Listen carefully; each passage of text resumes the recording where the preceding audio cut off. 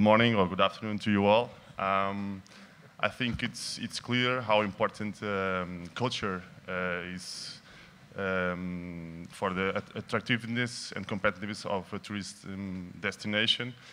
In my opinion, most successful tourism destinations, they have created positive synergies between tourism and culture. But these synergies, they don't come naturally. They have to be created, they have to be developed, and they have to be managed. We have a brilliant panel here to discuss a bit what are the trends nowadays in culture and heritage, and how it's influenced the tourism industry in Portugal. So I'd like to start with the first question. Maybe we could start with Joanna, if you don't mind. So the first question I have is, how old products are being refined in order to respond to the needs of the market and to attract international tourists? So what has changed in the last years in order to enhance the experience of the visitor or a customer? Let me just, if I may, very brief introduction about the company I represent, EGEAC. EGEAC is the municipal company. It has as a stakeholder the City Hall of Lisbon, the municipality. We are a company that runs a series of cultural equipments from museums, theaters, monuments, galleries, and we also provide what is still called cultural animation. So for instance, over this month of June, we are experiencing the Feasts of Lisbon. The Feasts of Lisbon are now 25 years old, and I joke that they've almost become too successful because they started off 25 years ago, and this links in some ways to your question already, as a way to rehabilitate. The whole company was created, in fact, 20 years ago, and the Feasts of Lisbon 25 years ago, as a way to rehabilitate the then depressed historical areas. So I joke that we were very successful because nowadays our mission has substantially changed. We are actually now trying to, in many ways, diverse the cultural experience of the city, making sure that people don't just experience those areas, which are now full of activity, but also get to know the rest of the city and the multiple cultural experiences of the city. So in terms of concrete examples, one of the things we did, and this is a deliberate effort, as I said, to, on one hand, have what I think one can call the identity experience. That has always been very crucial, and I think a crucial point I also have to make is that our company is not about necessarily raising tourism. We have a cultural mission and a mission, public service-oriented one, which does not mean to say we are not, of course, aware and very much willing to engage with the tourism industry and others. And so around 8 years ago, we took a very simple product, or a symbol, let's say, a very simple symbol, which I think especially for foreigners everyone will sort of in a way recognize it, the sardine, the Portuguese sardine. And with the help of Portuguese designers, the Silva designers, we created a contest that has been growing every year. So as a means of participation, we basically challenged people to just invent their sardine. For those of you who are Portuguese, of course, it's nothing new, and even for those who aren't, you've probably seen this sardine everywhere. And just to give you a couple of numbers, last year we had 5,000 participations from 40 nationalities, and this year we had almost 9,000 participations from almost 70 nationalities. So just to give you an idea how this simple idea, picking a simple symbol of the city, and it was a local idea, just has gained this very international dimension. So I couldn't resist just bringing a few for those who don't know. Here are a few. Obrigada, Antonio. Here are a few sardines. We have a multitude of them, I said. Just this year, we have almost 9,000. So it's a marketing tool that in the end... It became one. Okay. It wasn't the idea. It's a marketing tool. It's a participation tool because we have children, we have people in prisons who are doing sardines, so it's much more than a marketing tool, although it is one very much as well. We're now doing the same, for example, with the thrones of Santo Antonio, Saint Anthony's thrones. It was an old tradition which we have been able to, in many ways, revive. We're just in the first steps of it. We launched it last year. Again, the idea of a contest, not necessarily the prize, but just as a way, as stimulus for people to start engaging with what is basically the identity, and just to finish off, and this is, I think, my key point, and when I was thinking of the title, Enhancing Tourism Experiences Through Culture, for us it's more enhancing culture through tourism experiences. That's our angle. And I think the key point when we are looking at cities and when cities are experiencing what Lisbon is at the moment, it's not to lose one's identity, because we've seen when cities are too busy competing with each other for the same things, sometimes they lose track of themselves. And for us, it's key through our cultural spaces we run, but also through all these activities we provide in the city, that we enhance the identity experience through the whole cultural experience. Because at the end of the day, that is what differentiates us, that is what makes us unique in many ways. And I think that that is definitely an added value that we can bring to any tourist who visit us. António, at Museu Nacional de Arte Antiga, a museum is traditionally a place to visit, and it's kind of difficult sometimes to introduce some sort of innovation. Has anything changed in the last years at the Museu Nacional de Arte Antiga in order to enhance the experience of a tourist that is visiting the space, the museum? Good afternoon, everybody. I must start to apologize because my English is not quite so good as my partner. I think my spelling made his own Brexit some years ago, but I will try to answer your question. In the last 6 years, I think the museum had made his own travel, his own voyage, in order to make a huge proximity to citizens and to experience.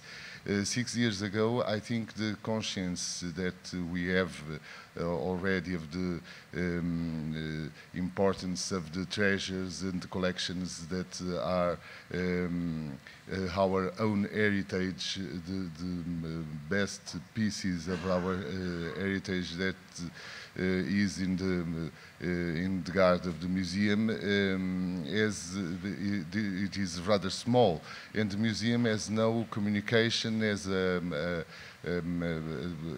simple example, we have a website that was an old website with very hard information, only in Portuguese and so on, and we have to make a revolution of all the means of in order to make that relation and that the experience of the museum an amazing thing to the people, to visitors, because a museum is not an heritage place.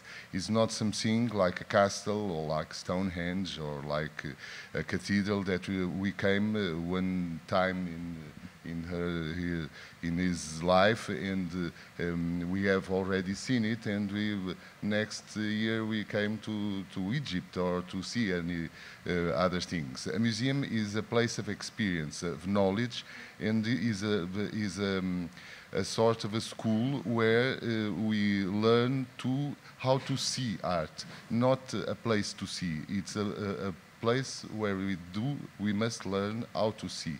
And in that sense of things, it matters that the museum has a very close relationship with the community. And this relationship is built on programmation or on events, on exhibitions and so on, and on communication, on a permanent communication of what we are doing in a museum.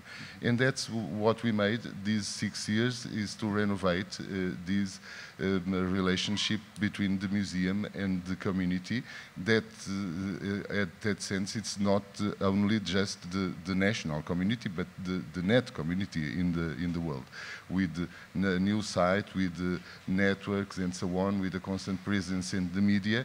People have developed the conscience of the proudness of the museum, of to have a museum like that. Thank you, António. To Álvaro,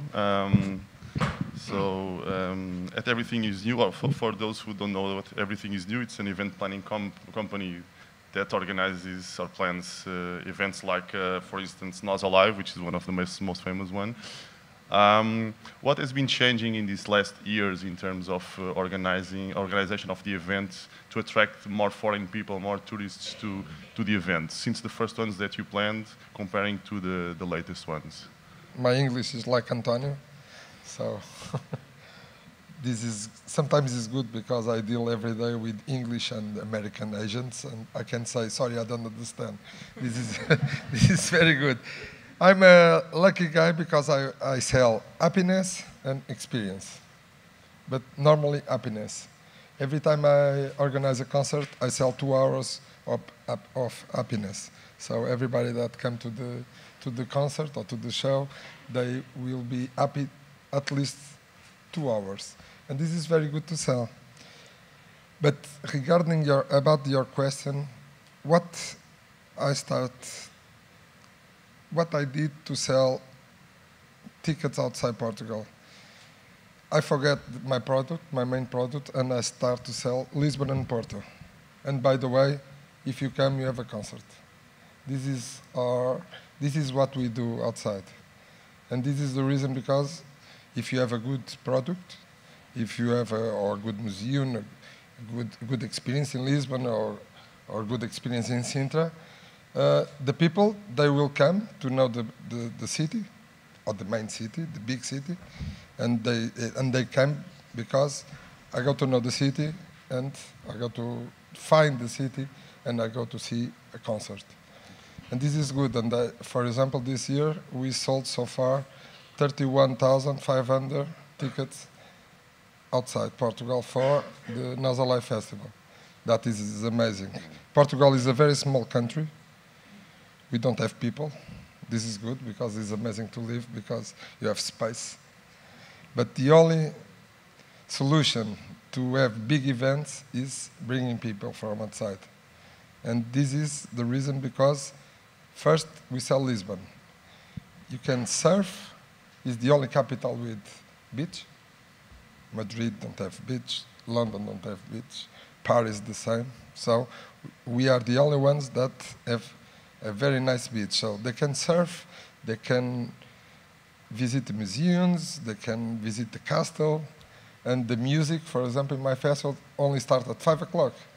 So they come from the beach, from the museums, and they arrive to the music. And if they are strong, after the festival, they can enjoy the nightlife in Lisbon. They go to Lux, for example.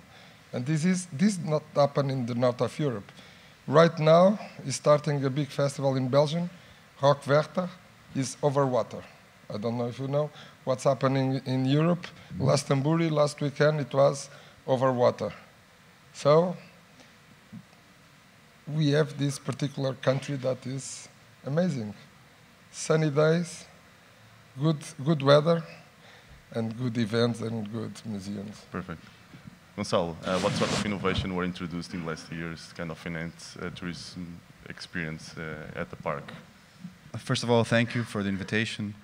And to go to your question straight away, just one thing I need to say about Parques de Sintra before I start is that Parques de Sintra, despite managing a portfolio of old buildings, monuments that they have been around since the 9th century, like the Moorish Castle, or the 19th century, like the Palace of Pena, one of the most visited monuments in Portugal.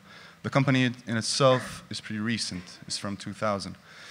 And one of the things that the company had to focus on in the beginning was just the safeguard of these very valuable assets, of these heritage assets.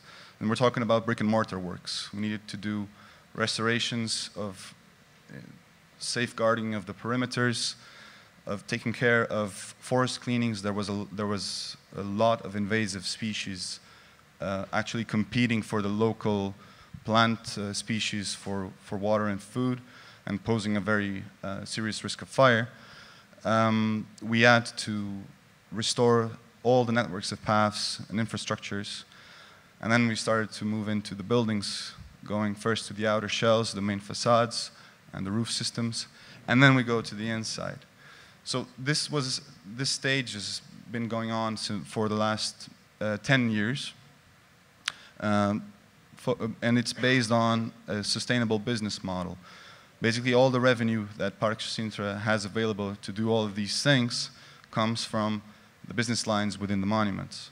And these are selling of tickets just for visiting, whether it be with a tourist, with a guided tour in a group or by yourself. Selling of items at cafeterias and shops, and letting of spaces for events. Now, this first part of the strategy, which was just to safeguard and keep the assets in a good condition and to restore them to good condition, is proceeding one new stage we're just starting, which is to focus on, again, an expression someone didn't like in the morning, customer experience. And when we're talking about customer, it's the visitors who are coming and who are renting the spaces for their events. We need to understand them now, and we need to dig deep into customer insight issues. So we have a project that we just started for customer insight to understand our customers better. And we have already some data that we collect on the customers, such as their nationalities. We have noticed that the main markets are have been pretty stable, and these are mainly Brazil, Spain, Germany, France, and England, the UK, sorry. And we have noticed a trend in emerging, so we had to translate already in 2011 our information for tourists to Russian and Mandarin, so we already did this. And now we need to find passive and active ways to find insight about our customers and understand what's their feedback, what are they lacking, what would they like to see that we are not offering yet, in terms of how can we improve those monuments to become better and to offer a better product or a better service to the customers. And this is a stage that we're just starting, because we first had to do all of these things beforehand just to make sure that these monuments were in good condition and safeguarded. Okay, thanks, Gonçalo. Just to wrap up, we had some nice feedback from Joanna, for instance, that EGEAC is focusing on the authenticity of the city to kind of better sell the products. Exactly. Identity. Yeah, identity, exactly. That's exactly. Museu Nacional de Arte Antiga is constantly changing the art collection that it has and increase the link to the community. We have Álvaro that is kind of selling the city first, and then only afterwards he focuses on the event, which makes all the sense. Parque Sintra is trying to understand what the customer wants so that they can kind of entering new markets. My next question, and because we are kind of moving fast in time, is related to the theme that I think kind of matters to all of you, that is an entrepreneurial question, also because Portugal Ventures just launched a program called, I'm sorry for the publicity, but I have to do it, a program called Plus Heritage Plus Tourism. So it's like a call that all startups can apply as long as they have a project related to culture or heritage. You can check out more information at the website. And so my question now is, in which way can the cultural heritage and their venues be integrated in the value proposition for companies in the tourism industry? Well, which is the same as for these guys, basically, that they are trying to launch startups. How can they make money by taking advantage of the existing cultural heritage and assets? I don't know. I think that's for you to tell us how that can be done, those of you who are here in this room, and that's part of the reason why I'm here too. Joking aside, of course, in a way. I think that we run, for instance, the Castelo de São Jorge, the St. George Castle, which is the most visited monument of the country. And I think in line a little bit with both what Álvaro and Antonio have been doing. Antonio has been, he didn't mention it, but he's been really opening the museum, literally taking over the space of the city with many of his exhibitions. Álvaro has already said how he's, in a way, selling or projecting the city. We're doing the same. For example, in the Castelo de São Jorge, it's the whole experience of the neighborhood, the community that we're also looking at. We're not just looking at the building, we're also looking at the building and the improvements, but we're really not just looking or focusing on the monument itself. Now, what can be added, I think in this day and age, the sky is the limit. There are many, many things I'm sure that can be added. We were having a brief discussion just before on how sometimes very basic things like having Wi-Fi available in some of these areas go a long way into all these other instruments we sometimes start by thinking of, which then don't necessarily work if some of the basics aren't there. So we're not, I would say, the most, I suppose, modern company, if you like, in terms of having cutting-edge mechanisms or instruments. At the same time, we've been very successful with some of the projects we have done in a simpler way, like the sardine, and that's why I also brought it here. Going back to your earlier point, if the sardine had just been a marketing tool, it probably wouldn't have worked. It probably wouldn't have been appropriated as it was by the city, and not just by the city, but internationally too. So, yes, I mean, I think we are experimenting in many ways, but again, our focus is a cultural one, so we always try to not lose focus of that and to go back to our main objective, which is enhancing culture in the city. If that's part of a greater tourism experience, we're very happy with that, and we're trying to make sure that that is indeed the case. But for example, we launched a guide of the city just this year. I brought it too. I'm sorry, I'm also doing publicity here. It's the Read and See Lisbon guide. And it's not really a tourism guide. It's a guide where you have literary stories by 20 writers, Portuguese writers, and also 20 illustrators. So it's a way to combine talent, national talent in this case, actually not only, because we also have, for example, an Angolan writer, and that's another point, and I'll finish because I know we don't have a lot of time, but for example, another differentiating aspect of Lisbon, of course, it's its multiculturalism, which I think more than ever in Europe is a very key point. So it's more than sea and it's more than sun. There are a lot of layers, and we, for example, are ending the Feast of Lisbon this Friday with a concert of Buraca Som Sistema. Buraca, it's their last concert. You may know of them. They're one of our most international bands. They have about 5 or 6 nationalities within them, and they were born in some ways. The band was born here in Lisbon. So I don't want to disappoint the people who are here, and I definitely want to hear ideas, but again, for us, it's really about, in many ways, recognizing what is there already and building up on that. Okay, thanks, Joanna. Antonio, is there any idea that you can suggest to these guys in order for them to launch a startup and create a business model to take advantage of something that is happening at the museum?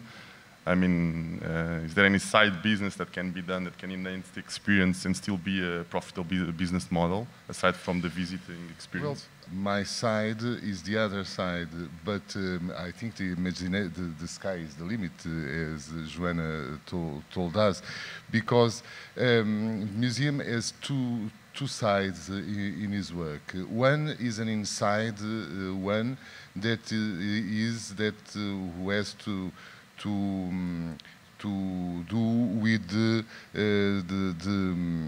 information that make the basis of our work. That's a work on research, on study and so on, who must be done by the curators and the people who work in the museum, who know the collections and so on. But on the other side, we buy services every time. We are now making an institutional video, so we have a producer to this video. We have renovated our website, so we have to buy this service to anyone, to sell tickets and so on to the restaurant of the museum. And today, because the museum is a place of experience, the imagination is the center of the new ideas.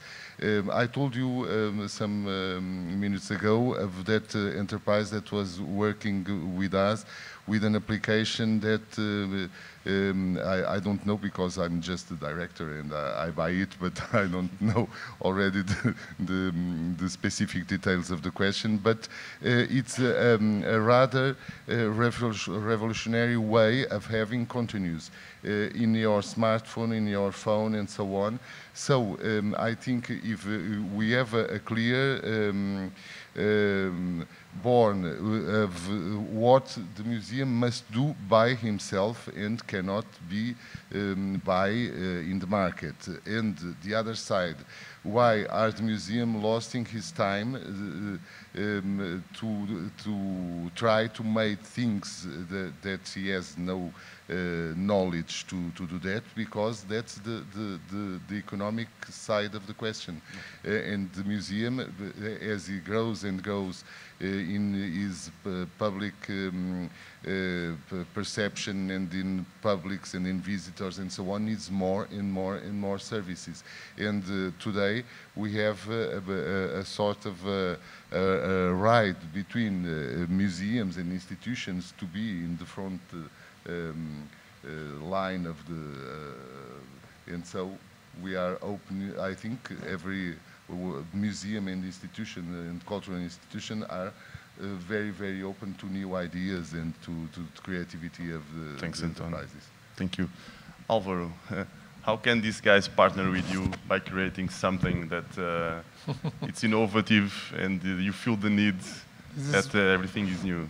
Really, I don't know, but I think Portugal is a great opportunity for the startups, because in this area, in tourism and culture, everything is to, at least in the digital way, everything is a lot of work to do. So everybody that arrived to Lisbon and for the first time, I think they arrived to an amazing city, but to find information about what is the best to do, what I can do today, what I can reserve a restaurant, I can buy a ticket for a concert or for the museum or for the Sintra Park. Where I do? No, I can go to one place and buy a ticket for Sintra. Then I need to change the site and buy a ticket for the museum. Then I need to find a ticketing company, buy a ticket for a concert. And if it's for example, what's happening the last week, in the big event that you told me, Luis? Yeah, yeah. What we did is dos cantos. Os coros, os nossos coros. Sim, como é que chama? Our choir. We had a choral big festival. Event. Nobody knows. Only the people that are engaged with EJAC, and it's not true. It was sold out. I think a guy that arrived on the day to Lisbon, he arrived to the hotel and he asked, "What I can do today?" Well, you can go to this restaurant because I have a commission. It's like this. So. Okay. This is the big question. If you replace the concierge, I think this is the $1 million answer. Thanks, Alvaro. Replace the concierge. We're just running out of time. I just would like to give the possibility to Gonçalo to answer as well. Yeah, it's just my answer between you and your lunch. So I'll try to be brief. We do know what we want. There are opportunities. As Joana mentioned, we should not just focus on the monument and assume a regional strategical role. So we are looking for ways to engage the local community. We already have volunteering for a number of actions. When we had big storms here in 2013 and 14, we had volunteers come in and help us, and this also gave a sense of gratification to the people who were working with us. We also need to look at solutions for traffic in Sintra, because it's suffering from a lot of pressure from people who are visiting. And we need to look at them at a town hall and regional level. Actually, the company now has a status of being consulted for decisions at the regional level. So we need to be a part of that decision. In terms of customer relationship management, we're looking for ways to have better feedback, better channels of communication with the customers. We're looking at ways to understand where they come from, what are their food preferences, what do they like to shop, and these can be done with active, passive systems that you guys probably can think of better than me. And we're looking also at ways to better deal with the knowledge base that we have. So any projects, any technology that we can use to digitalize our archive, that we can search like for strings of text within our archived information, which is tons and tons of paper. We're looking for that. We're looking for ways to better cope and manage projects in a portfolio manner. And actually, I saw the first pitch in the morning had an interesting idea, and we're also looking at that, which is employee engagement, staff engagement. Also, Gonçalo Almeida mentioned in the morning the technologies for facilities management, and we're looking at those as well. Basically, we are looking at a lot of services that we can go and acquire with entrepreneurs. So I'll be around. Thank you all for sharing your experiences. Thanks.